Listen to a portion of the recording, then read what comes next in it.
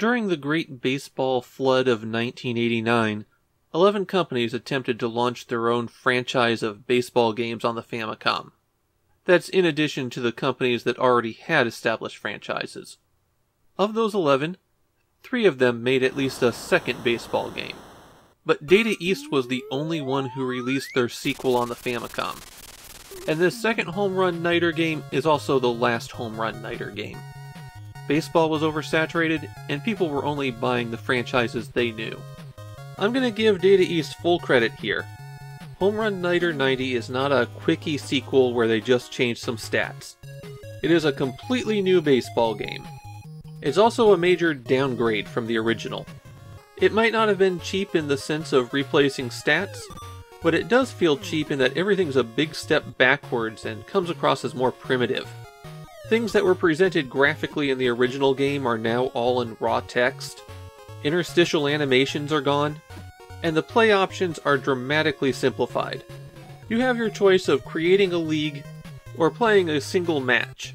If you create a league, then you pick out 6 teams, and you can choose the color of their uniforms. Though you can change those uniforms to things that blend in, so you're probably better off just sticking with the default.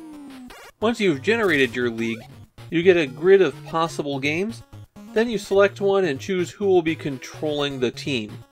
This isn't set up in advance, and the game doesn't do a league schedule for you. Before the game, you also get your choice of stadium and music. The stadiums are effectively identical, just with different distance to the outfield fences.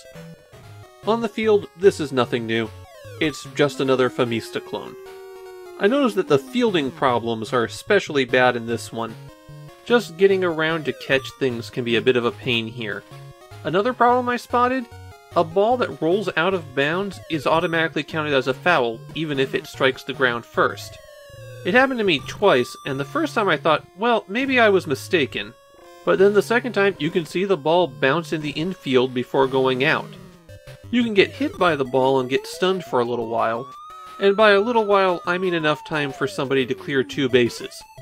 Naturally, the computer recovers from that much faster than you do, and the AI is a perfect fielder. Unless you hit a ground ball into a pocket, or get a home run, you're not going to be advancing very far. After the game is over, progress is saved to a battery backup. If you start a new league, it automatically wipes out any league that was saved. So keep that in mind if you decide you want to play this one. Given that this is the last Home Run Niter game, I think it's pretty obvious that this isn't well remembered in Japan.